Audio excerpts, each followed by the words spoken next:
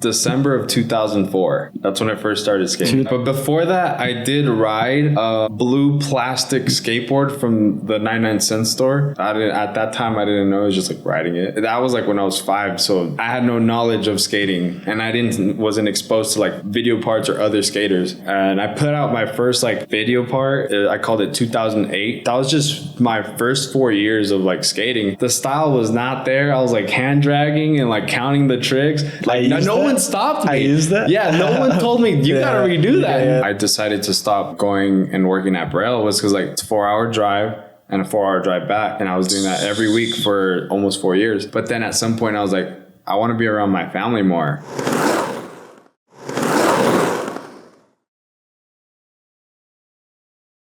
Bienvenidos a un nuevo episodio de Efecto Ollie, donde hablamos de patinetas, proyectos, anécdotas y aprendizajes. Así es, banda. Sean bienvenidos a Efecto Ollie, su podcast favorito de skate de México, el mundo y sus alrededores ALB. Efecto Ollie, detrás de la mente de Manuel Herrera, Mowgli. Oh shit, that's sick. We got sound effects. Mowgli, ¿cómo estás? Bien, estamos bien. A huevo. Bien. You want to tell the people that are watching us what we did today? In English or Spanish? English. All right, English. All right. Today, well, we went to pick you up, or Rick went to pick you up. We met up at the Nationals where it's going to be. I don't know where it's called. Sensual? Plan sexenal? Plan sexenal. Yeah. I didn't know. I thought the X was silent. So. Oh, yeah. So that's where we met up, and we're just basically getting practice for the comp, and that course is big. It is. And like the wood doesn't help because like I felt on the wood, like my body trying to slide, but it kept getting caught up on the wood, and it's just like, this is bruised right now. I looked at it and it's all red, and it's because like my shoulder, like, you know, whenever you're gonna just tilt, it dragged, and then I flipped over. So I saw that, and I'm just sore. Yeah. How are you doing frontside flips on that double set? Nobody was skating that double set. Because you get stuck on the wood. Like wax underneath the wheel. Did you? The wheel well, yeah. Wheel bite? Yeah, no wheel bite. Fuck. And then what happened? What was the story for today? I cramped. You cramped? I kept cramping. You saw me. We were eating fries, and I kept cramping. My body just tripping. Even like when we were to go get the coffee, you saw me. This started cramping. I was like, why right now? Like I haven't been doing anything. So does that happen a lot? Only when I skate a long time, like nonstop. Mm-hmm. But I haven't been skating the way I've been skating, or like the way I was skating earlier today. I have not been skating like that in the past few months, just because like a new job that I'm taking on right now. Yeah. So just feeling, I felt like when I was practicing, I had to skate and then skate more. And then I started to feel warm. Even like after an hour of skating, I didn't feel warmed up. I just kept doing 50-50, Smith Grant, lip slide, and just rolling around and losing my breath. And I was like, damn, I'm losing my breath. I feel like I'm fit. I hit the gym, you know? Like, And then Rick was telling me, just because you hit the gym doesn't mean you're skating the way you're skating. And like when you're skating, you're losing your breath. You have to breathe differently. And like I haven't been doing that. So it makes sense. And then the previous day, the airport, we had a layover. We were up. We didn't stop at Guadalajara because like we had to send our boards, wrap it around the plastic, and that took like 3 times going to security until they told us, no, you have to have the board go underneath the plane. You can't take it with you and have it like with you as a carry-on. So there was a whole process, and then there was a line at 2 a.m. So you're just waiting in line, tired. Damn. And it's just like my phone's dead, like it's just dead. So I can't really talk to no one. So I'm just there talking with my brother. And then you see somebody just crowding. It's just, you know, just airport stuff. Yeah. So you had to put your skateboard on. You have to document it. Yeah. That's what they were saying. You couldn't do you didn't have to do that on the way to Guadalajara? No. They don't make you do that? No, you could carry your board and put it over you. It's your carry-on. Oh shit. So like even whenever I've gone to other countries, you just put it over. So we're the only place that Yeah, apparently. Okay. It's so fun. It's a hassle. And Guatemala. No, if I've learned anything, like on my second trip, is anything for money. When me and Freddie went to the gas station, there was a woman right there saying 5 pesos to use the restroom. And I was like, no, I don't have money on me. 5 pesos, yeah. Do you take the card? Yeah. You take like the chilotes, 5 pesos for my beer. You want to tell that story? I don't even know him, but we did see him yesterday. He was asking for money, and then when my brother's like, no, he goes to his dad and tells his dad, I think we made enough for today. And then he still kept asking for money. So I was like, I'm not trying to make fun of him. Like, he's grinding. Yeah. I see the grind. It's gnarly out here. Yeah, like it has me questioning how are people surviving. But I have so much love and respect for everyone out here. Like, I really do. It like puts a lot more appreciation for like people. Yeah, man. Going back to the skating. How long did you skate today? We got there around like a few hours, right? Yeah. So we didn't leave until 1, right? Yeah. And you got there like around 9 or 10? Yeah. 10. Yeah, because we got there at 10. So for 3 hours, it was just like kind of, I was taking like 5-minute breaks to drink water and to let cause like I started cramping pretty early, and like that was disappointing because you're just like, oh dude, like I wasn't expecting this. But Rick did say if you're not hydrating, you're gonna feel that. And like I didn't hydrate the day before, and I didn't sleep the day before. Yeah, so it's that's gnarly. Yeah, so like I was just pushing through a lot of soreness. And like even how you said, like when I was trying the frontside flip, I already did one, but I wanted to film one to like kind of look at and kind of study it, like I want to go and do the run. And by the way, I'm not expecting to win. I just want to be better than 27th place, the place that I got last time. In Guadalajara. Yeah, that's the goal. How long? How many hours do you usually skate nowadays? If I'm lucky, 2. 2 hours. 2 hours, and I've been skating mainly like Tuesday, Wednesdays, Thursdays, and then sometimes Saturdays and Sundays. Those depend, like, cause like usually those 2 days, since they're on the weekend, I've been skating with Pal recently more, or like it's street skating in general because like they're working on projects and I want to be a part of what they're doing. So that's what I'm working on right now. DeVille. Yeah. That's nice. Yeah. And how old are you right now? 31. 31. Just turned 31 in August. Nice. Happy birthday, man. Thank you. We're celebrating tonight.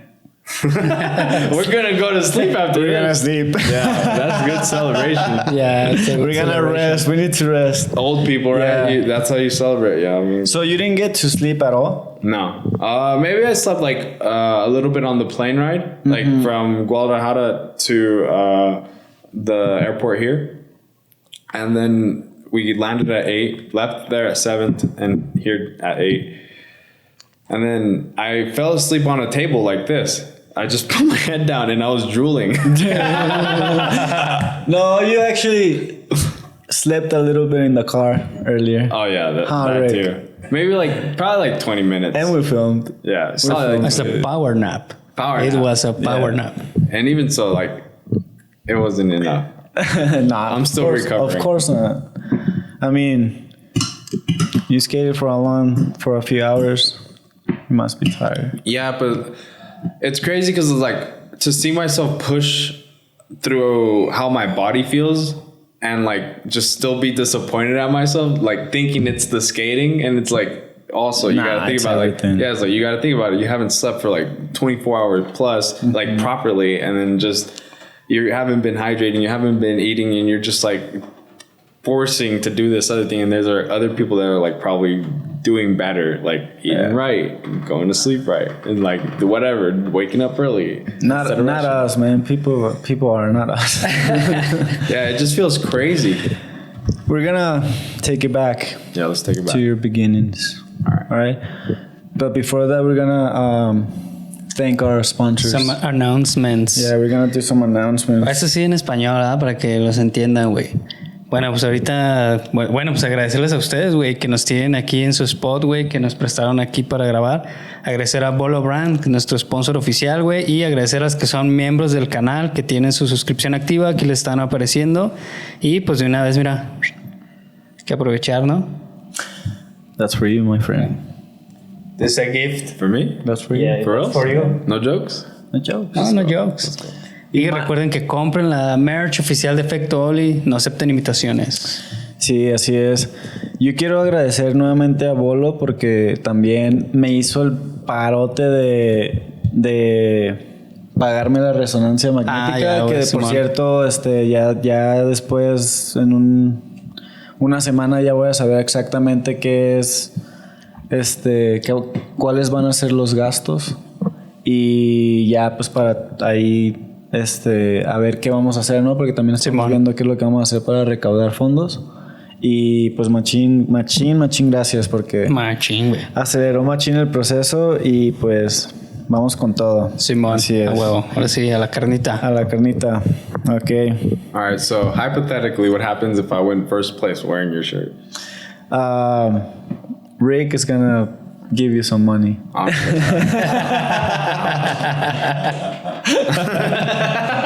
might have to wear it and just send everything I know how to do.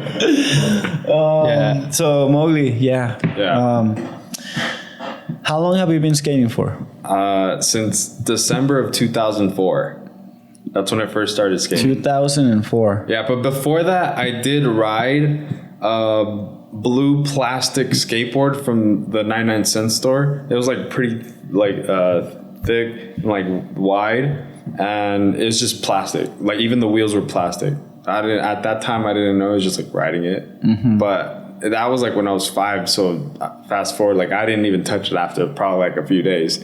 It didn't, like I had no knowledge of skating, and I wasn't exposed to like video parts or other skaters. So I just thought of it as a toy. You know, you don't really think about it. Yeah. So from there, nothing had come out of like skateboarding until my friend, like one of my best friends, he was like, he started skating in November of 2004, and I didn't know like where he was at, because like usually we would hang out. And then he just told me, oh yeah, I just started skating. My brother, like his brother's friends introduced him to skating. So from there, I was like, well, I want to do that. I want to try it. Because like I was playing a lot of Tony Hawk's Underground, but you just play the game. Yeah. Like, I didn't have a board. I didn't even think about trying to skate it. And to this day, I think that's still the best like game like of the Tony Hawk series, because like it walks you through like the sponsorships and like it just, the whole story of it. I love it. Like I love it. Like filming and stuff, right? Like they made you.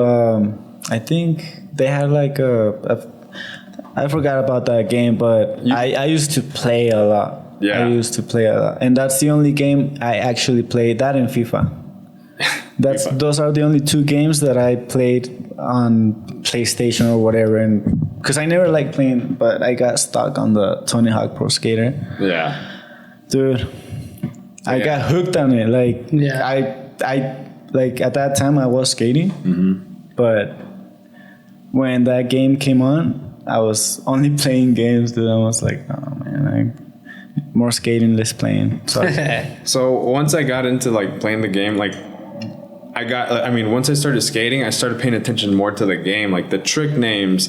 That's why when we were talking about the shove it, I was like, there's no such thing as nollie back shove. In the game, it's fakie front shove, like, or nollie front shove. It's like, so like I literally lived by the game, like what the tricks were named, and like spots, famous spots that like it would take you. It just, I just kind of started taking it in, and then like it wasn't until a year later that I got my hands on a DVD, and it was Blind What If. Oh, and then the next, these are the 3 videos that like set me up for like wanting to skate the way I skated. Blind What If, then it was That's Life Foundation, but that was bootleg, so I didn't know that they were pro. I literally thought there were people that lived in my town, and I was like, oh, it's bootleg. They, like I want to see who they are. So I was like, oh, this is sick. Like, I gotta get that good then, and like maybe something will happen. And I did see a few spots from our town there, so that made me even believe more. Because like at that time, I'm not like that. You don't have like YouTube like or Instagram like where you can search people up. It's just literally the DVD. Yeah, that's all. You can't reach out to like, hey, I'm gonna reach out to you. Like we're just who you sponsored by. So, and then it's Baker 3. Those are the videos that I watched a lot. And then after that, my collection for DVDs started stacking up, and I just started watching everything as much as possible. And I would like always be open to everyone's part. I wouldn't just not watch it. I would just like pick up on it all and just understand that this is what makes a video part. And then even music, I learned that early on. Like if a song wasn't good, I don't know. It just throws the vibe off. Yeah. So I early on, I really paid attention to like the music to a skate video was really important, and it just defines like the video part, how important it is to you. Because like I could still listen to a song from those video parts and remember all remember the skater. Like, tricks. so and so skated to this. From those 3 videos, pick your favorite one and your favorite skater. That's life. Leo Romero. Oh shit. Bro, Leo fucking went crazy. Leo gets down. Dude, remember that? Yeah, he sent. Yeah, man. It is crazy. Yeah, he used to be my favorite pro skater too. Yeah. Before that, touchdown, and then Leo Romero, and then that's it. And I think Leo, in a way, a lot of people started skating like him. Like he started like the style that he has, and then after that style, like a lot of styles evolved around it. Yeah, I think. I don't know. That's my. Fast. Yeah, I love that. And he's still skating so good. Yeah, still. I met him at Westchester in January. And I'm not Westchester, Stoner's Skate Plaza. And I was like, I don't know if I should talk to him. And then I did my jump ropes, and then I was putting them away, and he's like, oh, those are good. And I was like, and I was like, all right, I'm just going to talk to him. And I asked for a photo. So that was pretty cool. That was hyped. That was like long ago, or? It was this January. Oh, okay. This year. Yeah, this year. Yeah. I used to go to his hometown place. What was it called? Fontana? Yeah. Middle of nowhere. I don't know how. I don't know why he got so good, because there's nothing to skate over there. It's close to nothing to skate close over to LA, like 40 minutes. Well, yeah. So you're either going to LA, skating the spots, or whoever you're skating around also is a big thing. Because like the people I skated around with, it's like you're only at that level or you push yourself, you know? So it just depends who he was skating around with. Yeah. So you were watching Leo Romero. You wanted to do handrails too? Nah. What? I was scared of rails. Yeah? Yeah. So Baker 3 is what really made sense to me. I still liked watching his parts because I was like, I want to do stuff like that. I'm just scared. And I don't have a rail to learn how to do those tricks. So I always just was like, can't do it. Even 50-50 on a round rail, I was like, that's crazy. Square is easier. But nowadays I'm like, square is crazy. Yeah. It's funny how that changes. Yeah, it does. Yeah. So Baker 3 made way more sense to me. Just like Reynolds skating the stairs, Jim Greco skating stairs, Antoine skating just gaps. Like, yeah, he had rails, but I was hooked. I was like, all right, these guys are skating gaps. That's all I need. So my mindset was just closed. I was like, just jump. So gaps. You like gaps? I love the gaps. Yeah, me too. It wasn't until like 6 years ago I started skating rails, like the way I skate them now. Yeah. Damn. So, was Kevin Romer on the What If video, or he was after that one? After. I think this is not a test. Because he's one of the best gap skaters. Yeah. What If was really... Carlos Ruiz. Yeah. Dude, I was about to say that. That switch 50-50? Crazy. Yeah. Have you been to the spot? No. Crazy. Corey Shepard. Yeah. He opened the part. I mean, he opened the video, and I always remember like just the trick selection. He was really great, The music was great, and how he opened his part with a painting and then just went into the desert. It makes you think. Like I was like 13 watching this, is like, what am I watching? Desert paintings, and it's just like really powerful because like at that time you don't know the message, but just it's art. Yeah, it is. But that video was really cool. James Craig kickflip melon over the 16 rail. Well, not the 16, but the fence. Ah, yeah, the fence. Yeah, the fence. Yeah, Hollywood. Yeah. Yeah. But that video was just also a bit different. Because like it felt like there were so many different skaters that had so much to offer, but it didn't feel like complete until like it didn't feel like that's what I was aiming for at that time. Yeah. I guess what I was saying is like like when I saw That's Live, that was more my style. I felt like just like the way they were skating, just some things didn't make sense, like rails, but I was like, I need to learn this eventually. And then like Baker 3 just completed it. I was like, all right, we're on. I need to learn these tricks. I need to find spots like this, and that's what it is. Like just go filming. Yeah.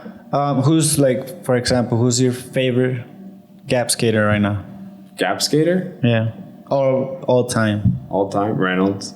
Jim Greco's too. Greco, bro. Switch frontside flip. The Wilshire. Amazing. I feel like a lot of people coming up, like growing up right now, don't even know who Greco is. I don't think so. Yeah, Greco is like top. Yeah. What about Jocelyn? He's good, but it's just his style isn't what, like, it just feels too, I don't want to say too clean. It just feels like very powerful. It's amazing. He's a great skater, but I like kind of like just lanky, like, you know, Reynolds, the way he lands, it's just like more, it's not,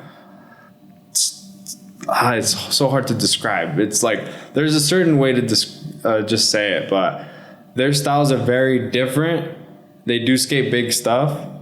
I mean, when Reynolds was skating big stuff, it was more like smooth, if that makes sense. Like flawless. Like his frontside flips, like he's catching it as he's going up. Reynolds, I mean, and I would describe like Jocelyn, like he's probably catching it over there, like further out. Yeah. Like, it's just like the things you notice, like how skaters skate, and like you choose from there. I get it. Yeah. Reynolds pops. Yeah. And Jocelyn goes the distance. I'm not saying Jocelyn doesn't have pop, by the way. I'm just saying, like, there's just things that other skaters, the way they skate is different. Well, even he said it, that when he was learning flat ground tricks, he couldn't pop them. So he started skating gaps instead, because he found out that he could try the trick and the trick will just like flip in the air and he'll have time to catch it.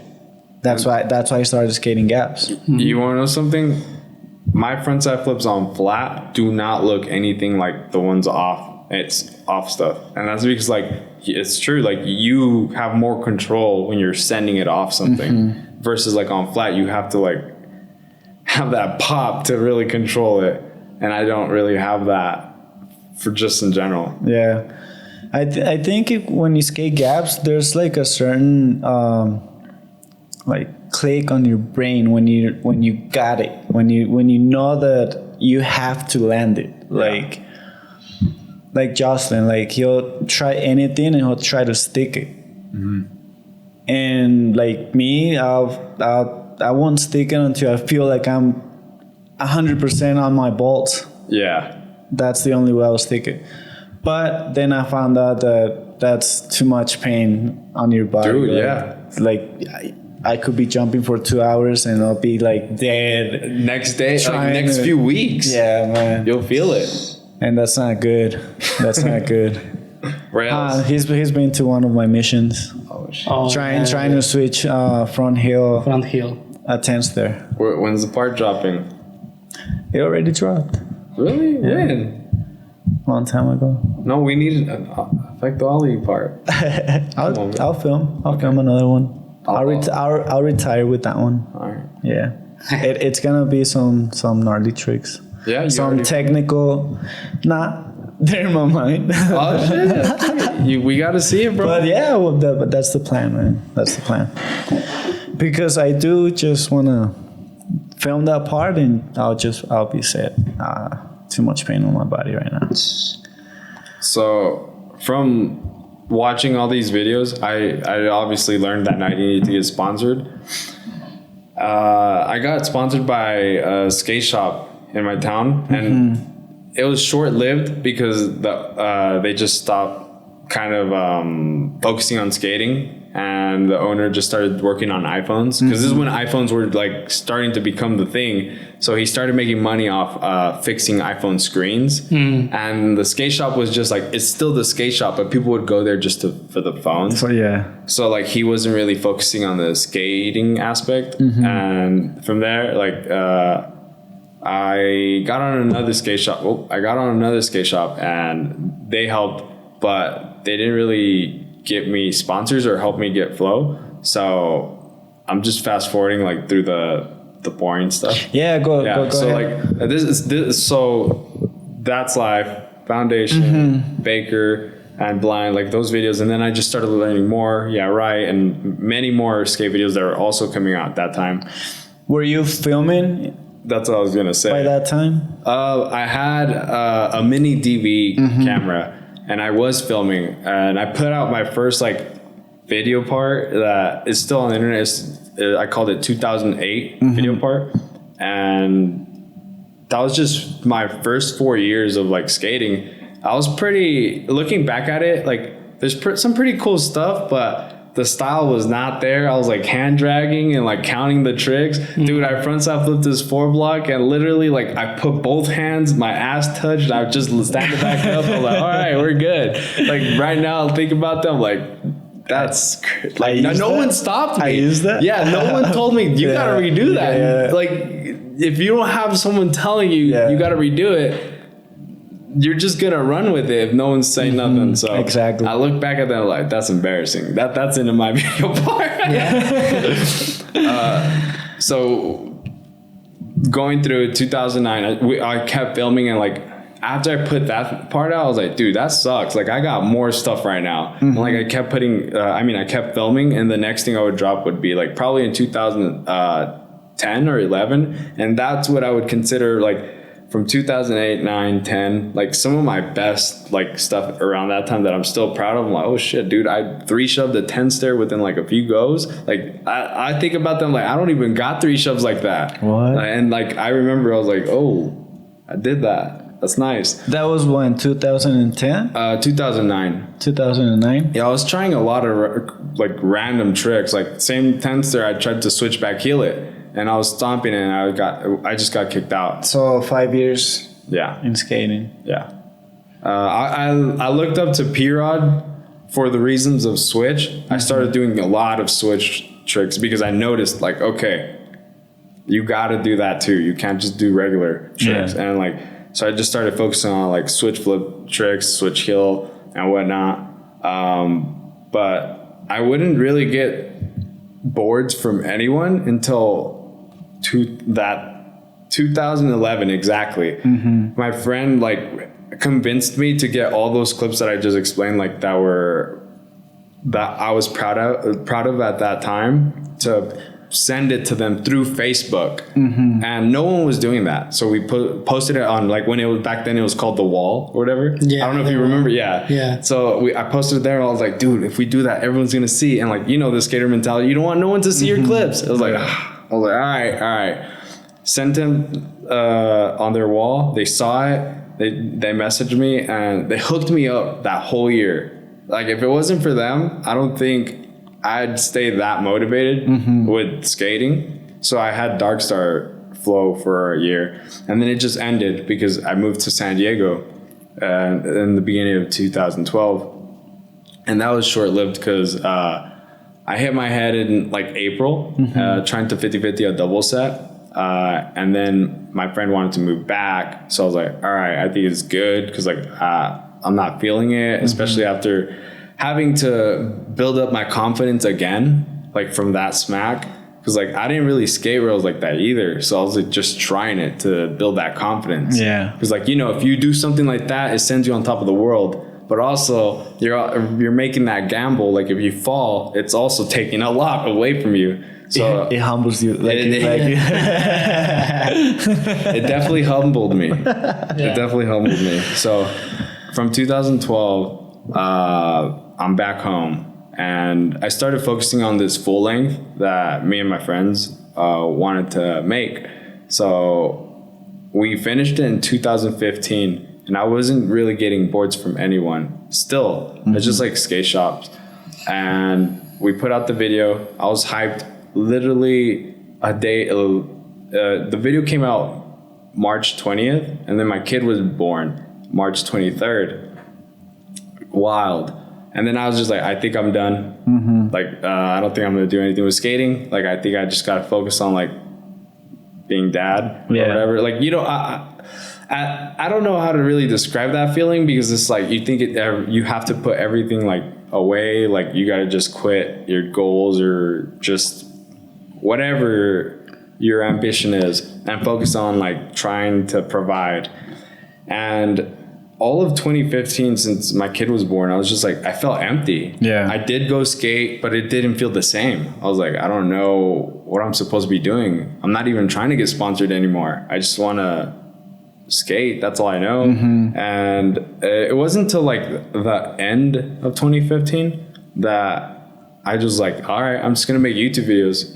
And I literally started Christmas of 2015 and just, it's been a long journey since then, but looking back, I think that's probably one of the best decisions I've ever made, because I have so many memories with friends and my brother, just seeing his progress and like just all these memories, like vlogs and just going to street spots and just building a lot of friends, not building, but like making a lot of friends through that community. Because like at that time, it was considered weird to make videos and like talk to the camera. And like it just gives you a different, like, people are painting you in a different picture, and it's just like, oh shit, like, dude, I'm just making videos, like, it's like not that big of a deal. Like at the end of the day, they're big time memory. Like a lot of my family, when I'm dead, they're gonna look at that, they're gonna get to know who I am or what I was doing. So were you feeling it though? Were you feeling the, like, I don't know, maybe the hate? Or I wasn't feeling the hate. I guess it was more of like me feeling weird. I guess embarrassed. To like go vlog. Like even earlier today when we were at that the fry place, the monkey. I just pulled out my phone and I just started talking like, oh yeah, I'm here. I just went to this competition. It was crazy. Like everyone's just rushing. But not once did I think about the people looking at me, because it's just like, it's gone. Like that whole thing is gone. But in the beginning, you were like, the beginning, it was so hard. In the beginning, it was very embarrassing. It was just like, how do I talk to the camera? Like, who am I talking to? And you learn so many things. Like, don't look at the LCD screen. Flip that thing away so you don't look at that, and you look at the lens, because you're looking at the lens, you're looking at the people. If not, people will be like, why do you keep looking over here? Like, we're over here.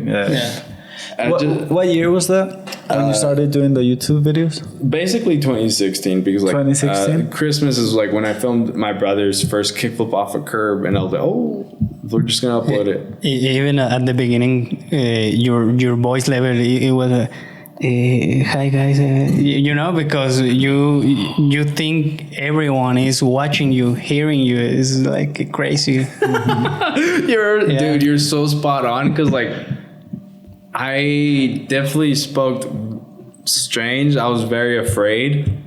I will say that because making videos, it's made my life a lot more, I'm just more confident in myself whenever like I'm around people. Like, if you tell me, hey, we're going to make a video. All right, let's go. What do you want me to do? Like, you want me to skate? Do you want me to help you narrate the video? Like, and like, I will say that working with Braille did help a lot with that. And before I got connected with him, it was thanks to Nigel Alexander. Because I was doing YouTube videos and I met him in 2017. So in 2017, like after a full year of like me doing it by myself, like with my brother, my friends, and just filming and doing that as much as possible, Nigel, like we reached out to him like, hey, what are you doing today? and he was like, not that he's not doing nothing, but he's like, yeah, let's skate. So met up with him and then just kept that relationship going. But the first person that actually gave me a shout out on YouTube is Johnny Geiger. Really? I had like not even 1,000 subscribers in. I just reached out to him. I was like, dude, what do I do for a shout out? And he's like, just put your best tricks together. And at the end of the video, just let the people know why they should subscribe. I am still embarrassed of that last piece because I look back and I'm like, fuck. Like, the way I'm talking to the camera is like, it's bad. It's just so bad. But I think that's beautiful because it just shows like the growth. It shows the growth, but it's like, bro, shout out to Johnny Geiger. You didn't have to do that. Who is that? Who's Johnny? He's a pro skater and he makes a lot of, I think he lives off YouTube. I'm not too sure, but he definitely's been to the Battle of the Barracks. He skates for Revive Skateboards, but he's really good at flat ground. Okay. Not just that, he's good. He's technical. He has good video parts out. You should check him out. I think he dropped one like in the beginning of this year, if not last year towards the end. But he definitely has video parts. Yeah. Damn. And what happened after that? Like you started doing the YouTube videos.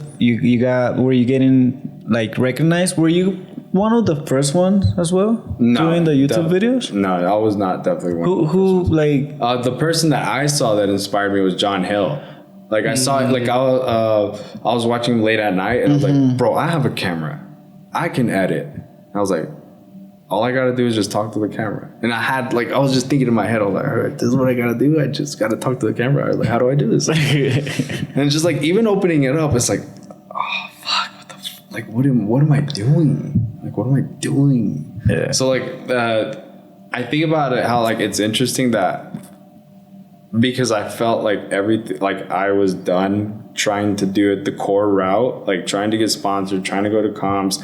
And like, this was the way that I felt I could do something. It's interesting because it's like, this is the path I chose. And it's brought me very far. And like, to see it reversed right now, like, oh, I'm at a national competition, just trying to like have fun here with everyone in Mexico. It's like interesting. Like I should have tried that reverse. Like I should have been doing that before where I'm at right now.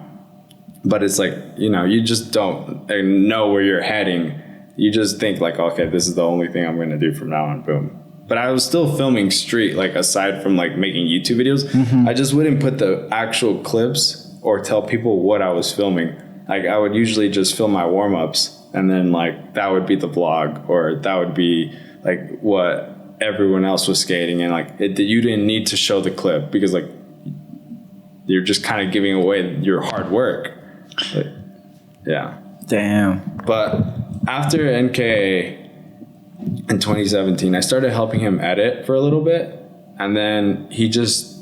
That's Niger, right? Yeah, NK? Yeah.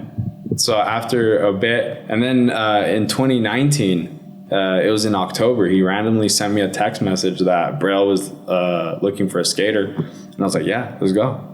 And he was like, chill, bro. Like, you didn't get the job yet. So let's go. Yeah, I was ready. I was like, let's do this.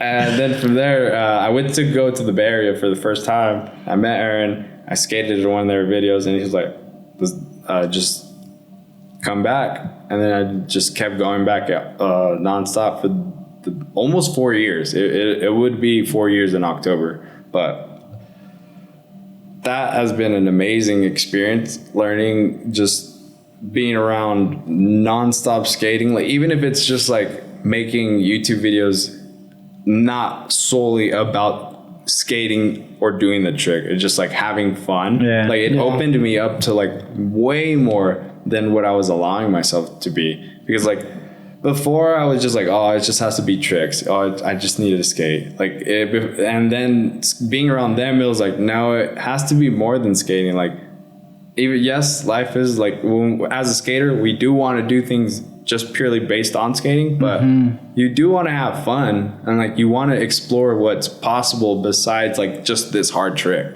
Like, how else can we skate a board? Like, and you never know who you're inspiring through those videos. Were you trying to go pro? Were you like at a point like trying to go pro? I let go of that dream in 2015. But you had that dream, right? I had that dream. I let go of it. I even like sat down and was like thinking about it. I was like, I don't think it's gonna happen. Like, I don't think it's gonna be a thing. Like, it's not even a thing. I was like, I'm so like, I don't even know anybody. Like, and there's so many good skaters. And I guess me letting go of that dream really helped me feel like there was no pressure anymore, and I could just be free to like, yeah I'm gonna make videos about skating, because like, I'm not trying to go pro. I'm just trying to go skate and have fun and create memories with my friends. That's where I was going, because we start believing, right? Like, we start doing the things that pro skaters do, like filming and trying to get better, trying to like, I don't know, like skate stuff that we normally don't skate, so that the sponsor me will be a better sponsor me, you know, with better tricks. And we get caught up in that situation, and we want to do better and better and better. We keep filming, but I think we in my case, like, I forgot to have fun, man. I forgot to like, when we started skating, we didn't know anything about professionals or getting sponsored. We would just go out, skate the streets, try to, I don't know, skate the whole city without even filming, and we will have fun. And then once you realize that there's sponsorships, you're like trying to follow or chase that dream, you know?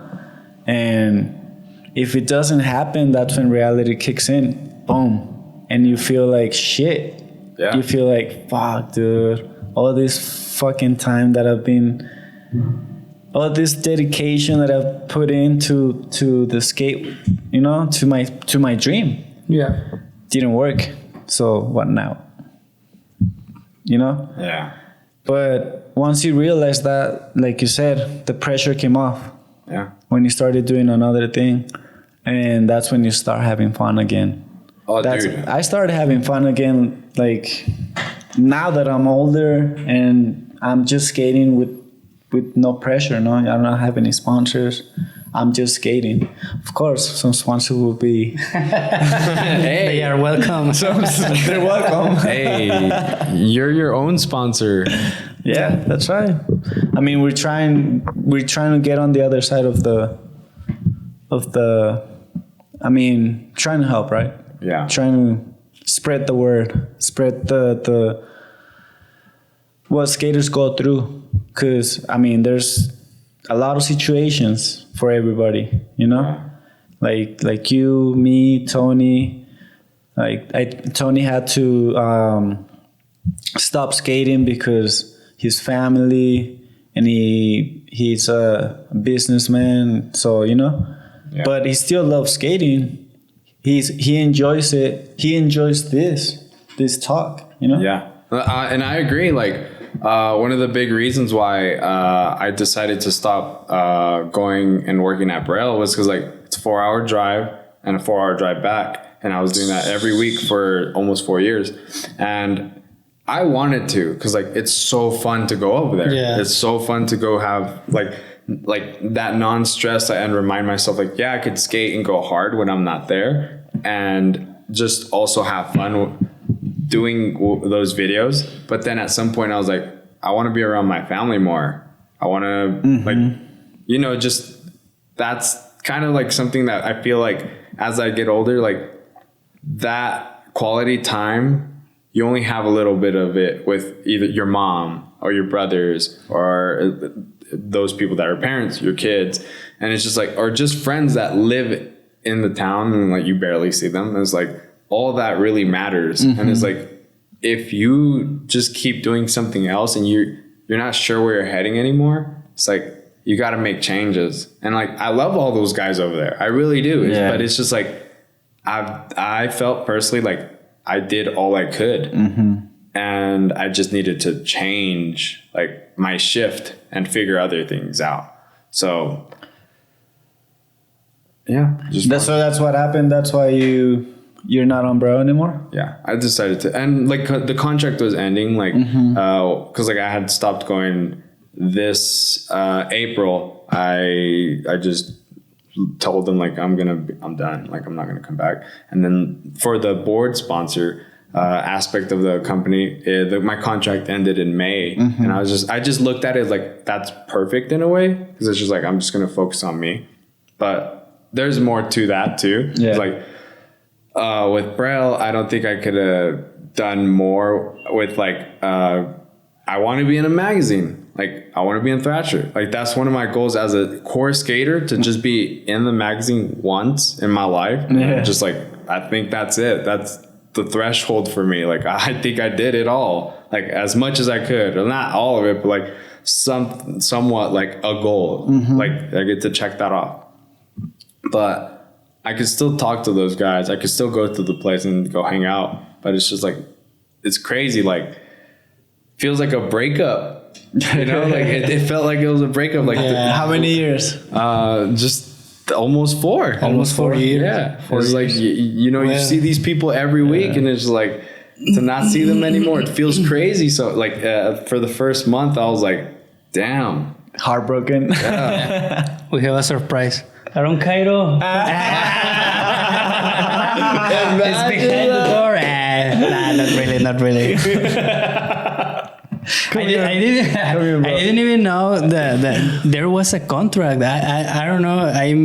I feel like it's a group of skaters just chilling, but making videos every day. But it makes sense there is a contract, because it's like a creative job.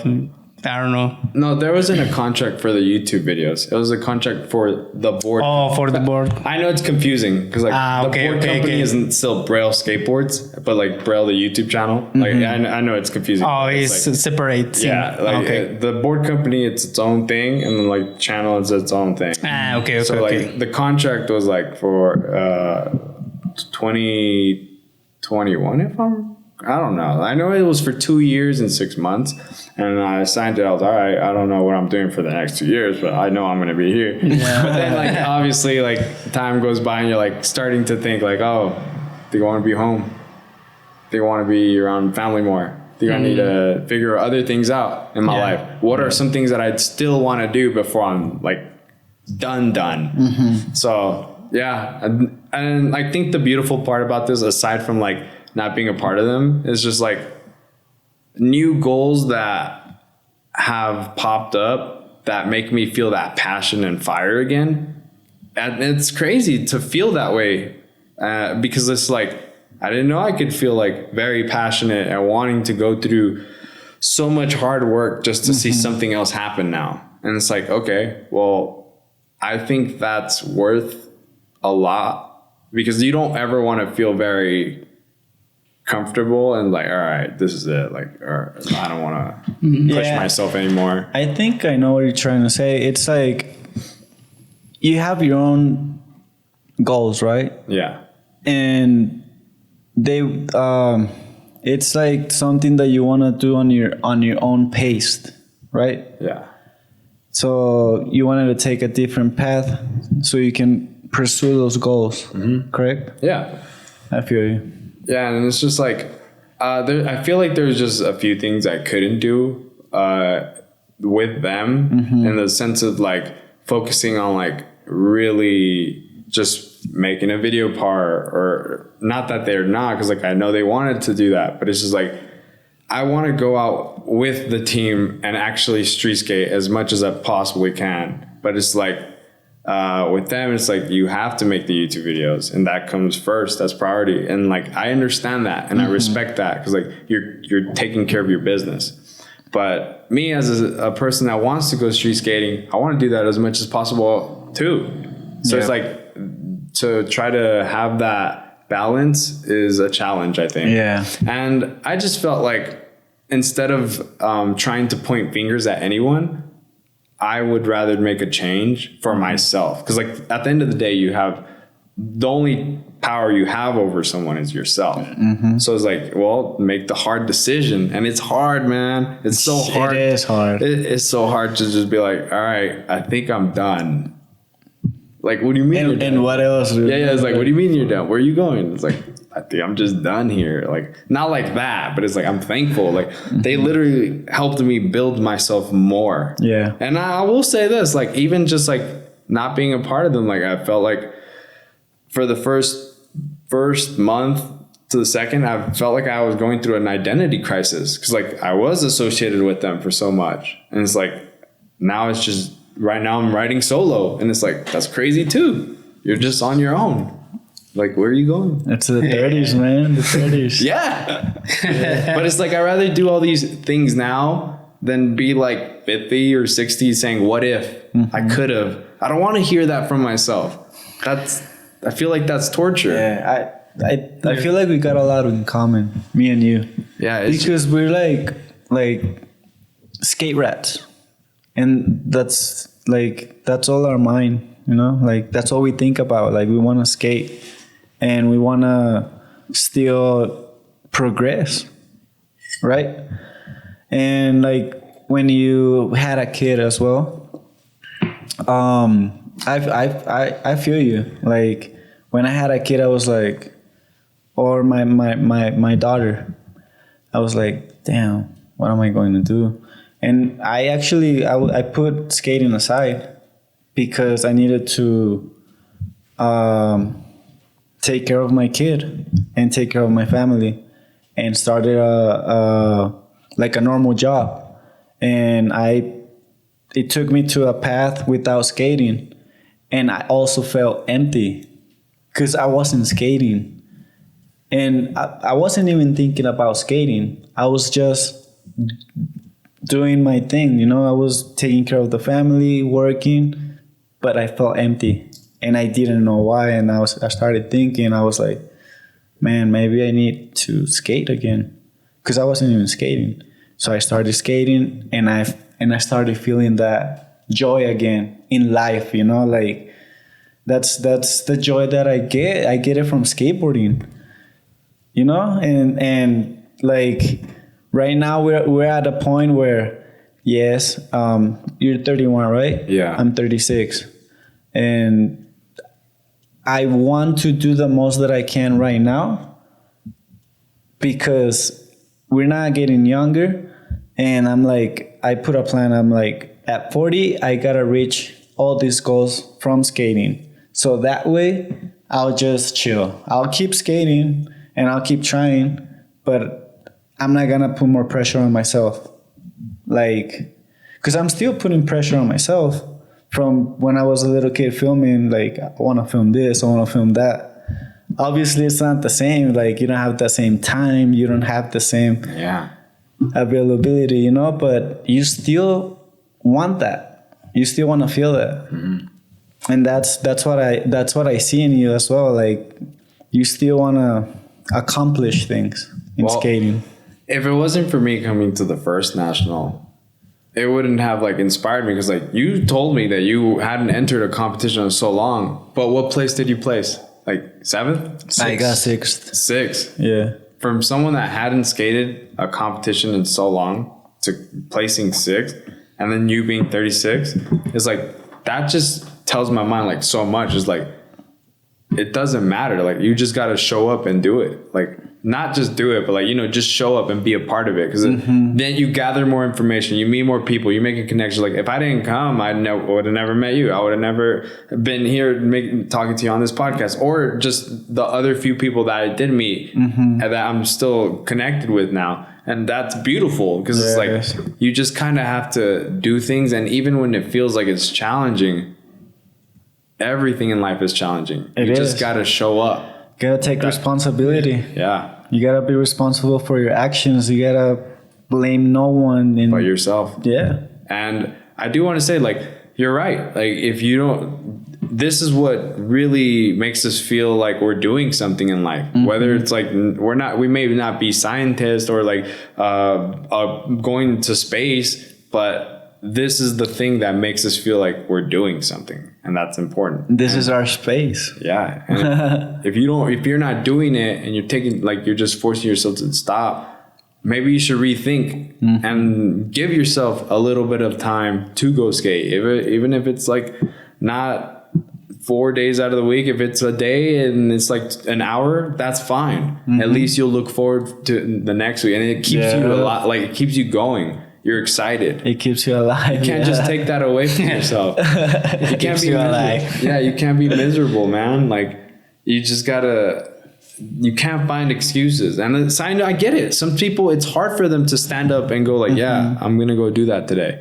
Yeah, I get it. You get stuck on your phone. You get home after work and you just want to lay down.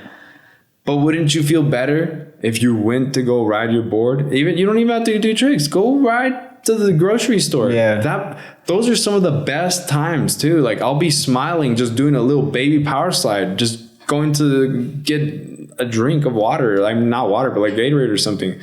That makes me happy. Yeah. Like, so if it makes me happy, imagine other people. Like, it doesn't have to be like high level tricks that make you happy. That's just like something that makes you feel like you're progressing. But like, if you want to truly feel kind of good, go ride your board.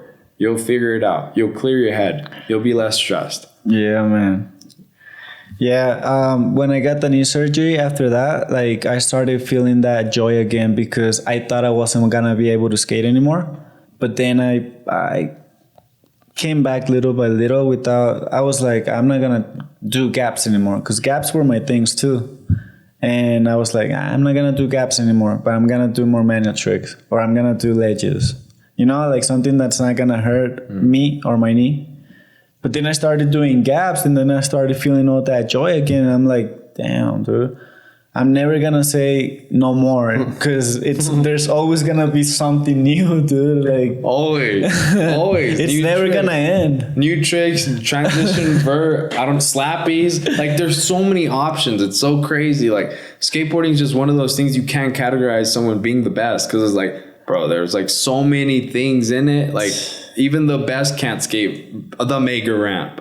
Like if you put like all respect, you put Nigel on the mega ramp, he might air it, but he's not gonna do what Bob Burnquist did and send a switch 360. Like tough, bro. Yeah. There's always something new. Yeah. Did you see what's his name? Heath Kircher do that? Yeah, that was his retirement. Yeah, he dislocated his arm, his elbow or something. Trying it? This is the elbow? The elbow. Shoulder. The shoulder.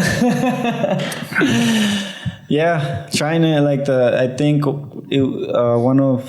one try he slammed on his shoulder and he dislocated it. I don't know if it was his elbow or his shoulder, but he did it after that. Bro. And that was his retirement. There you go. I'm pretty sure he still skates though. Yeah, I'm pretty sure he does. That was his retirement to the career. And that's something, you know, like I'll say this, like, man, like I wish, like I will say, I wish I could have done it like that route where it was like, all right, I'll get sponsored, go get photos for the mag, go get your clips and film for video parts.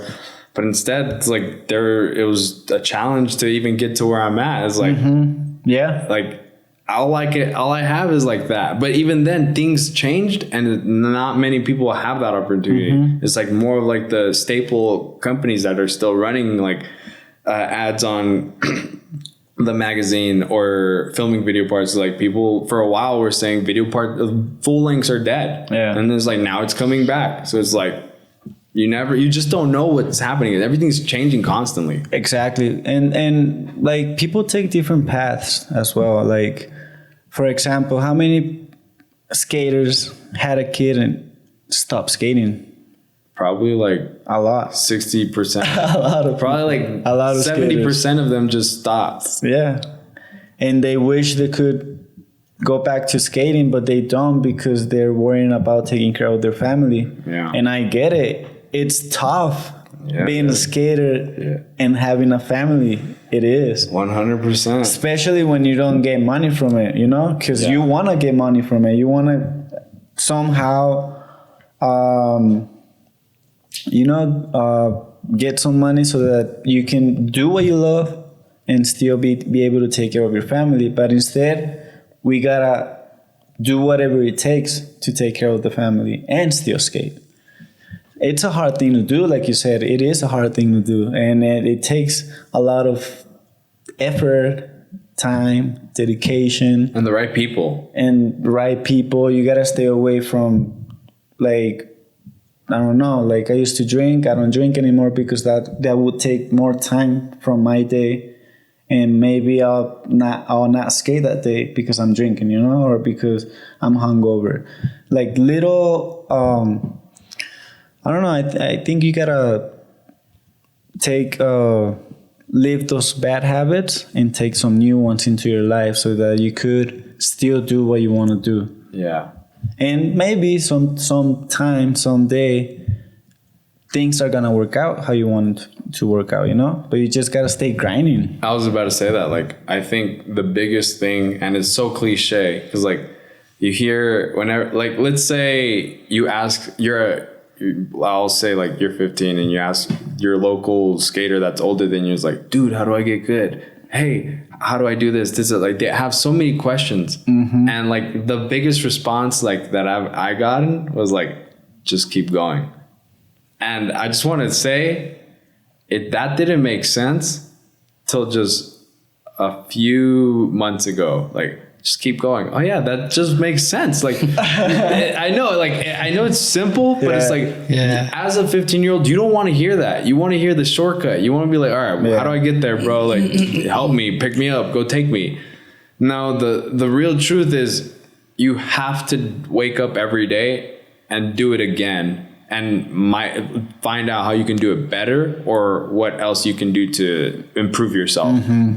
That's what keep going means. Keep going. Like, keep going is just a simplified version of being told, improve, don't stop improving, get that repetition, and find ways to put yourself in that position. Go to the community events. Go, like, if you don't have a ride to like the big comp, you got to find a way. Don't make an excuse. Like, there is a way. You just got to go make it happen. And like, I know that sounds crazy because a lot of people are gonna be like, but you don't understand. I don't have money. My mom won't let me go. Like, you just got to convince them. You got to tell them this is what you believe in. And then you just got to make it happen. Like, from there, life will do the rest. Like, you'll run into the right person. Mm-hmm. You'll run into someone that in years, maybe 2 years later, they're going to help you out. Yeah. So it's like, all these things are important. Like, me coming out here, I don't know what it's going to do. It's going to do something. Yeah. But I might not know till like 3 years from now. It might have an effect on someone. I don't know. Like, but the main thing is for me to keep going. Even if I'm not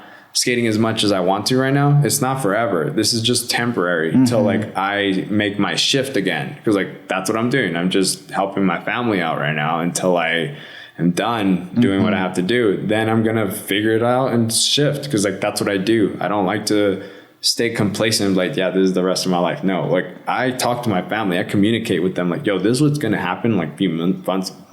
This is what's gonna happen in a few months, and this is like the way I see it, because like, I see my path, I see like what I have to do, and I just have to stay focused on that and keep going. And like, even if they don't see it, I remind them, when you didn't see this other path and I made that happen, like, even as ridiculous as it sounded, I made it happen. So like, this is going to happen for me. Like, I'm going to find a way. And like, it sounds very like maybe arrogant or delusional, but it's just like, you kind of also have to be that.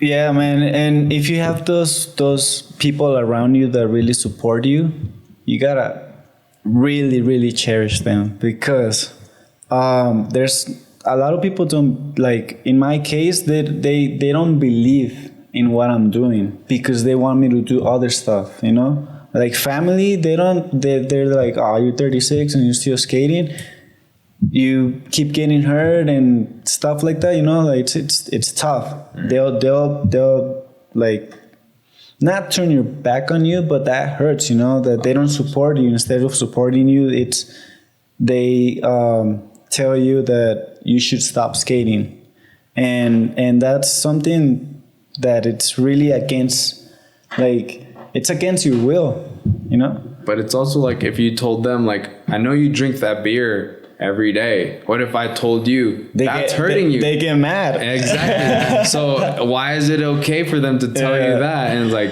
it's just like, yeah, you just gotta be thankful for those people, man. You gotta be thankful for the people that really support you. Yeah, the people that don't, they don't understand your vision. Yeah. That's why. And I understand that. And I'm like, I know they care about me. That's why they're worrying about me, you know?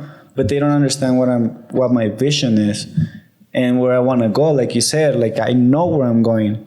But I mean, it's gonna be a bumpy road. Yeah. It's not gonna always be like nice. It's gonna be sometimes bad, and sometimes it's going like another direction. Sometimes worse there. Yeah, it does. You have to be your biggest supporter before anyone supports you. You gotta believe in yourself. Yeah, actually, like. And I think the main reason I say like I tell my family like what's up, like what am I doing? Because like I want them to know versus like, is he all right? He hasn't told me anything. He's just kind of like on his own. Like, no, I want people to know, like, if you don't see me talking to you, just know I'm grinding on this one thing. I even talked to my kid. I feel like I will probably talk to him for 30 minutes and then he'll tell me, oh yeah, Dad, look at this video on Roblox. I'm like, bro, I just like laid life on you right now. Like, you don't understand. Like, I just told you my whole like plan. And you're like, oh yeah, let me just show you this video. Yeah. But I appreciate him because like he'll randomly like bring up random things that I didn't think he was paying attention. Mm-hmm. But okay, you were listening. Yeah, they know. They understand. But it's so funny. He's probably holding that thought. Like, I gotta tell him about this Roblox video. How old is he? He's 8. He's about to be 9 in March. He's gonna be 9. Yeah. He's gonna be in what? 4th. Yeah. He's in 3rd right now. 3rd. Yeah. 3rd grade. Yeah. My daughter is 2. I appreciate it, like, because I consider him like one of my closest friends, even though he's my kid. Because like I tell him so much, like it's crazy. Yeah, I don't know how many like other, because like I didn't have my dad in my life, and like that's another thing I want to tell people. Like, my dad is from Mexico and my mom's from Mexico, and it's just like that whole thing doesn't make sense because like you had a kid and like you just decided to leave this place. Like, you don't even want to tell me the backstory of like why y'all split up. You know what I mean? Like, it's just like, it's their own thing. But as a kid, you just want, I mean, I'm not a kid anymore. I would love to know like what happened. But that's why I strive to like tell my kid as much as I can. So he fully understands me. And I tell him too, like, hey, I'm not perfect. Like, if you think I'm the smartest or like the perfect person, I'm not. I just want you to know. But I will always help you as much as I can. Like, you just want to create that transparency because, like, I'm doing the best I can to be the guy that I couldn't have, if that makes sense. Yeah. But like, you never asked your mom like what happened in that situation? No. No, I mean, I asked her, but she didn't really answer. Okay, so just little things, like being vague. You wanna tell that story then? How? Because that's a good story, man. How your mom went to the U.S. All right, so my mom wanted a better life for me. Obviously, my brothers aren't included because there was no thought about them. This is like 91, because like you're the oldest. I'm the oldest. Yeah. So she made it. She crossed the border. And I'm just going to assume it was easier during this time than it is now.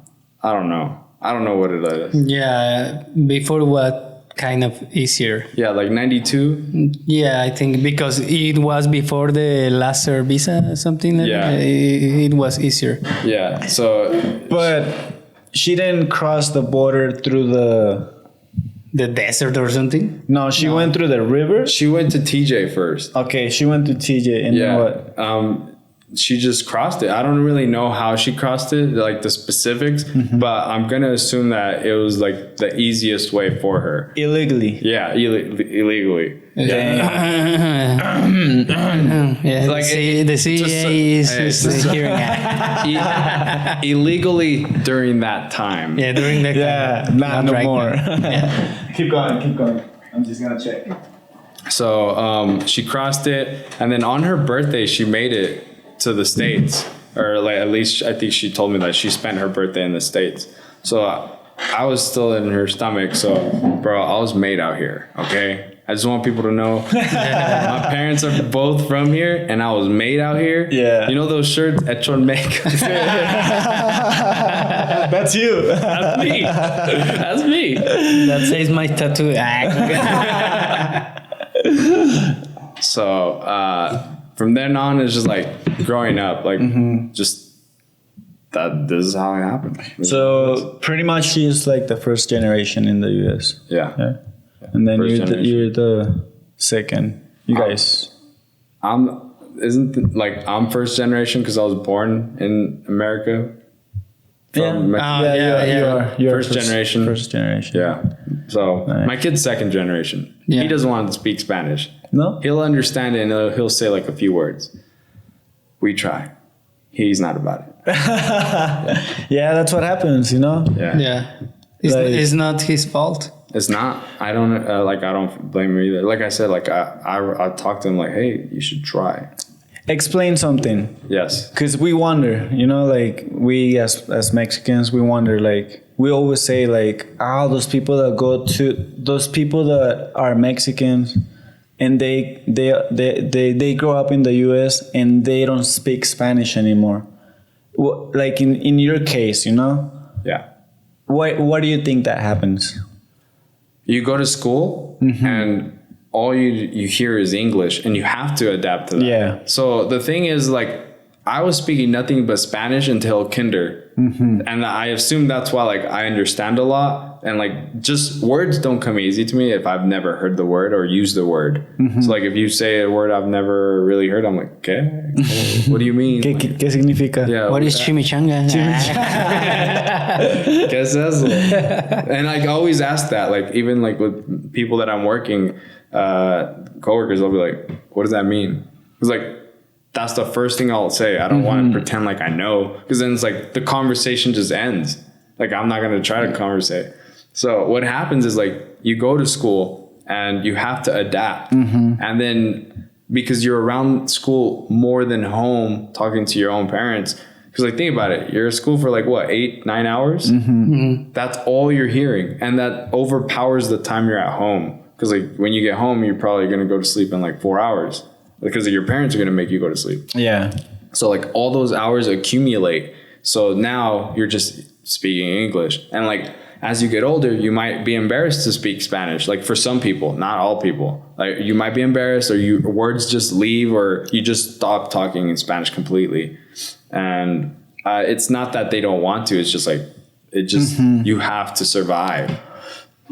But how do you communicate with your mom? Spanish. All day. All day? All day. Who speaks better Spanish, you or your brother? My brother. Why? Because her man that she's with currently, he speaks Spanish. And, like, me growing up, like, she didn't really have someone. So it's like, I didn't really have that conversation. Like, you know, when your mom only speaks Spanish, there's so much conversation like you can have with your kid. You know, it's not like, hey, what are you doing? Like, it's not like you're talking all the time, right? Like you're conversating. Yeah, like it's not like how I do the like. I'm not trying to say I'm a better parent, but, like, I definitely do the best I can to ask my kid, like, hey, how's school? Hey, what are you doing? Hey, what do you want to do right now? Like, I'm trying to be interactive with him versus, like, just, oh, he's here. All right. And like you said, like, they don't keep up with the conversation. They just they're wondering about a game, or like, oh yeah, dad, and what about this? No, you got to kind of force it, or you got to play the game with them, because then they'll start talking to you like, oh, you do this, da da da da.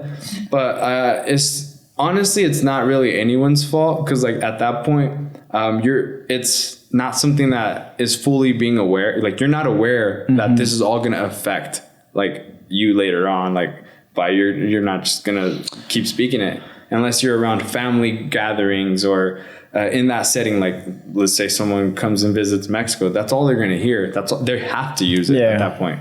So they have to learn. Yeah, it's not that people don't want to do it. It's just you are somewhere else that the primary language is English. Yeah. I just wanted you to explain that, because a lot of Mexicans, us, we wonder about that, you know. And it's like we kind of judge, like, why doesn't he speak Spanish if he's Mexican, you know? Yeah.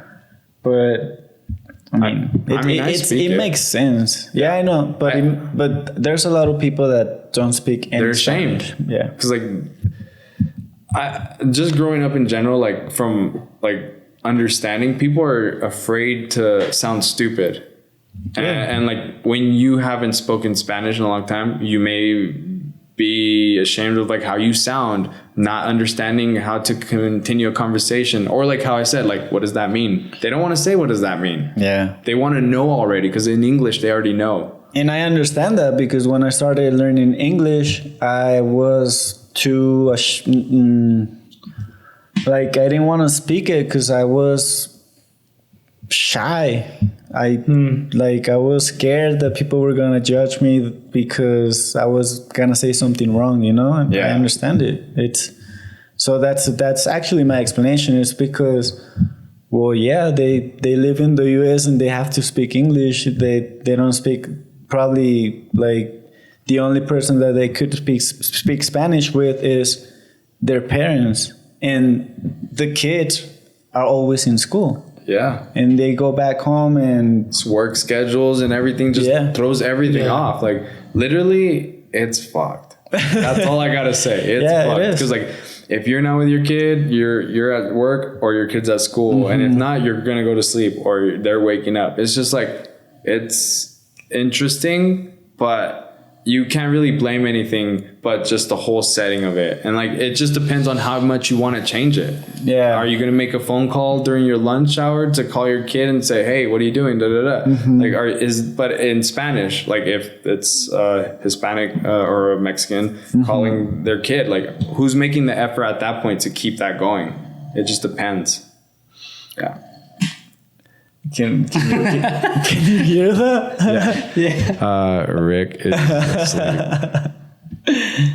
Damn. All the people hearing the podcast, they're like, oh, what's going on? So, Mowgli. Yeah. So what about your YouTube channel? How many, like, for example, how many followers do you have right now, and how does that work? Kind of. So you don't make money from your subscribers, like for people clicking. You like, everyone knows that you make money from like views. That's what, because like they click the ad to skip, or they watch it fully, and it just depends. Like, and if you're not making, like, you can't really make a big living on like small views. Like, I'm gonna just say like maybe 10,000 views may look impressive, but you're not making money like that. Like, you would have to probably sell merch, and like out of those 10,000 people, maybe like 100 people are going to buy the merch, but that's kind of good still. Yeah. Like, if you plan it out right, you can survive and like promote yourself and just keep making different drops. But I don't think I'm at that. I've never really thought about like releasing merch or anything like that. Just like, I don't know, like, why would someone want to buy something that I'm creating? I don't know. I just feel like my product is the video, and that's it. But for me, it's just basically for memories, and like, I'm just documenting it. Yeah. And just like posting it. And like, if people want to watch it, that's great. If people don't want to watch it, that's all right. I'm not forcing people to watch it. I just want people to kind of keep up, maybe be inspired or motivated through what I'm doing. Like, I'm coming out here. Am I going to place? Doesn't matter. I just know I'm here. Like, someone else was thinking about coming out here, but they didn't come. I'm here. Yeah, exactly. And any opportunities I do get, I'm going to do the same thing. And it's like, I just want to show what's possible, what you're capable of, versus just being at home and filming the same stuff over and over. You have the power to change your life. It really is just based on your decisions, how patient you are, and not just that your mentality of like that it is possible. It's just all really up to you, and like really believing in yourself, how we were saying earlier. With the channel is, I am getting excited though, like just personal goal, because like I did want to hit 100K subscribers a while back, and like I didn't think it was going to happen for a long time, but now it's like getting closer. It's like I'm at 85,000, and that's cool. I just want the plaque. because I've never gotten like a medal or anything from skateboarding, and the channel is basically skateboarding. So if I got like 100K subs and like I got the flag, it's like that's my medal. I finally got something that proves that skating got me this. Yeah, I mean, skating's done a lot for me. Like it's literally brought me to all my closest friends, and I'm so thankful for it. Like, because skateboarding doesn't owe you anything. It's just you are the one that how much work you put in, and like it just defines like what kind of person you are too. I think maybe depends. Yeah, I think sometimes we get that idea that skateboarding like owes us things, you know, like I don't know, that mentality, like the mentality of not taking responsibility when it should be like, damn, like we've gotten a lot of things from skateboarding, just the friends that we've been knowing, or like we are still going to, you know, to experience a lot of friendships. Yeah.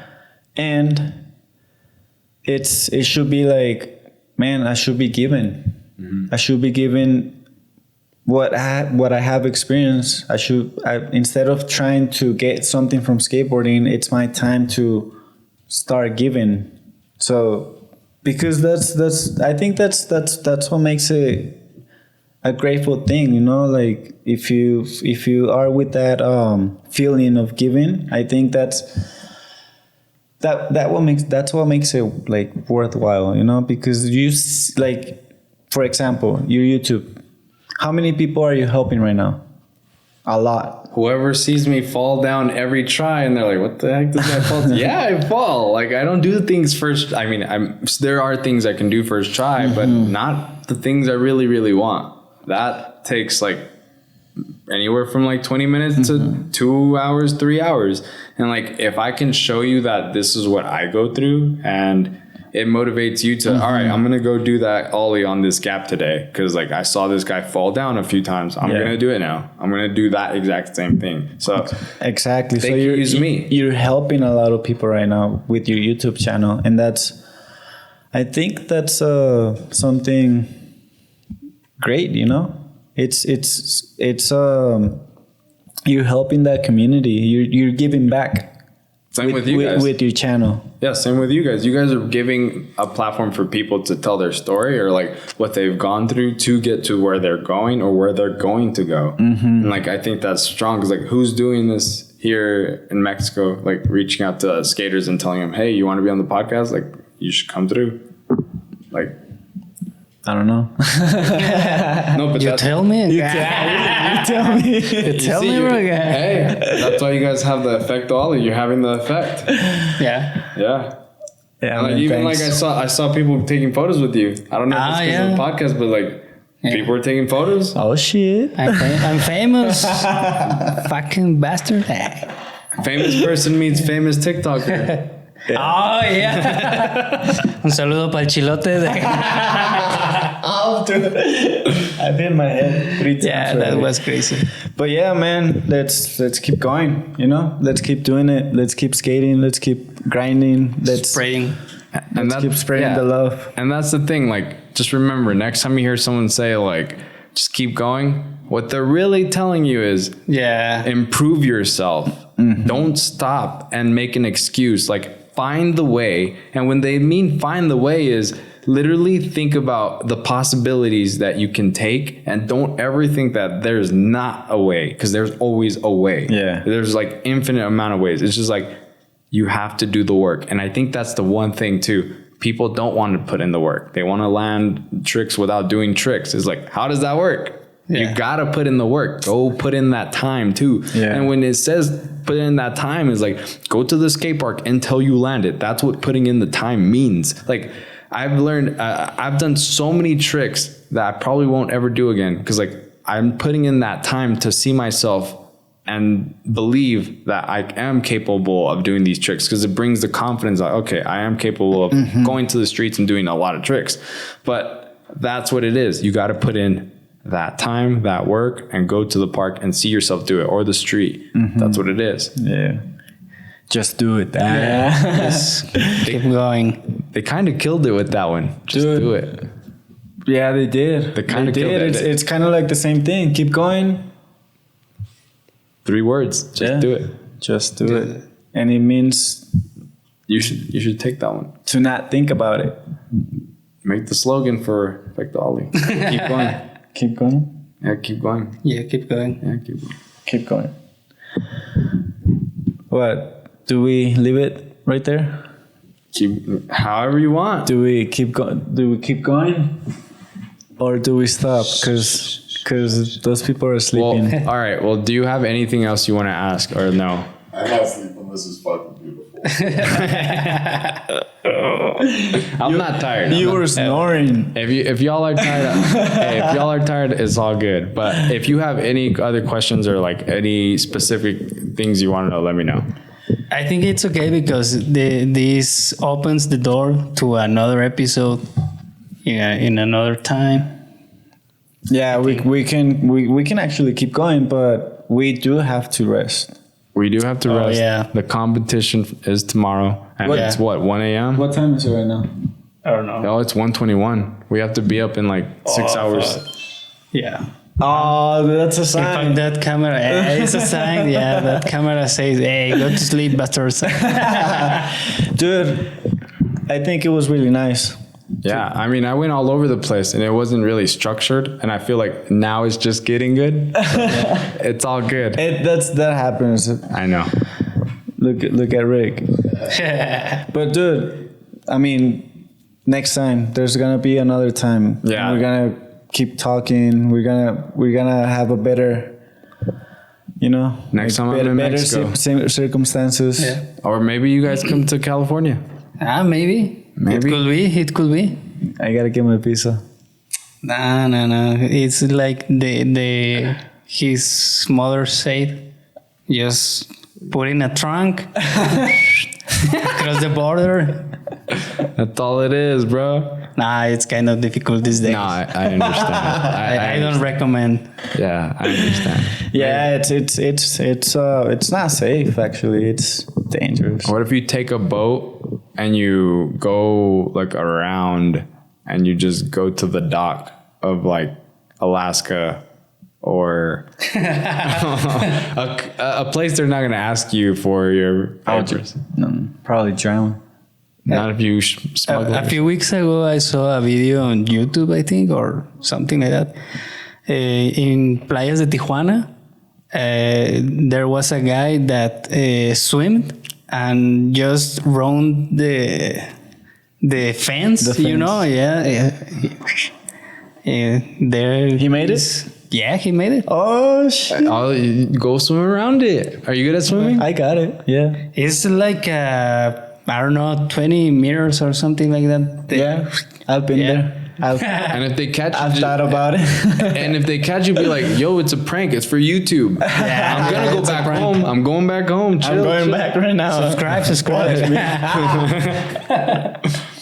But thank you guys. Seriously, thank you. I appreciate it. Just next time, whatever Yeah, you want. until the next time. Yeah.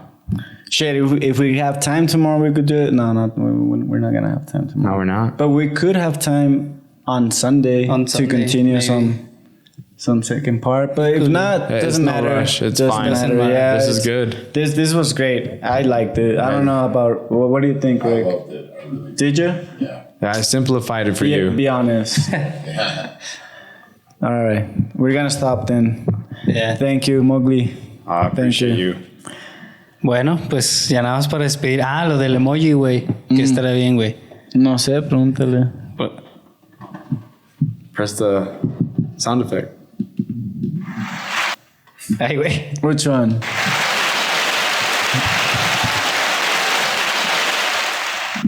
No, bueno, tradúcelo tú porque eres más ágil que yo, güey. Lo del emoji ¿Qué? al final. No, pues, Que él seleccione uno. que selecciones un emoji. De inglés, güey. Oh, pick an emoji. Pick an Yeah, emoji, pick an yeah, emoji emoji. for the people. Oh, dude. The one with the stars. You know, the little picture frame with the little stars? Oh, like a frame, right? Yeah, the frame, but it's it's black, blue, and the stars. Is it like a painting or something? Ah, okay. Here. Sí, hay un emoji, banda, que es como una pintura, como un cuadrito y que tiene unas estrellitas, güey. Así es como si fuera un cuadro los que cuelgas acá en tu cantón, güey. You'll put it in there, right? Yeah. Entonces, pues la neta que chido, banda, hasta los que llegaron hasta aquí, pongan el emoji, ya saben, acá, güey, para mostrar apoyo al proyecto, a Mowgli, toda la banda. Y pues nada, güey, gracias por estar con nosotros. Oye, recuérdate, las camisas ya se van a vender. Ah, sí, no, ya están a la venta, güey, ahí para que hagan sonar esa cajita registradora. Ching. A ver, ponle. ¿Cuál es? Sí, es ese. Bueno, lo ponemos ahí en edición, güey, porque no sé qué pedo. Yeah. Yep. Yeah. Are we gonna win tomorrow? No, I'm gonna skate with my friends that are gonna win. Uh-huh. I'm there to hype them up. Okay. That's what I'm there for. Literally, I came just to hype them up. Ah, huevo, güey. No, I didn't come to win. I came to win as a friend. Because if they win, I win. Ah, huevo. Chido. And guess what? I guess we're winning then. That's what I was gonna say. They're all my friends, so I'm winning. The real goal is to do better than 27th place. That's it. That's it. That's the real goal. All right. It's easy because there was 25 this year. 25 skaters or something. You got it. You got it, bro. All right. Better already starting off. Good night, people. Thank you. Thank you for listening to us. Chido, mi banda. Gracias por llegar hasta aquí. Nos vemos en un siguiente episodio. Recuerden que los campeones no usan drogas. Vámonos. Oh. How long was that? An hour? Hora y media. Hour and a half. Oh, that's good, right? Parece que no, pero en corto, güey. It felt like 40 minutes. Yeah, it was. Get the fuck off my bed, bro. Get off my bed.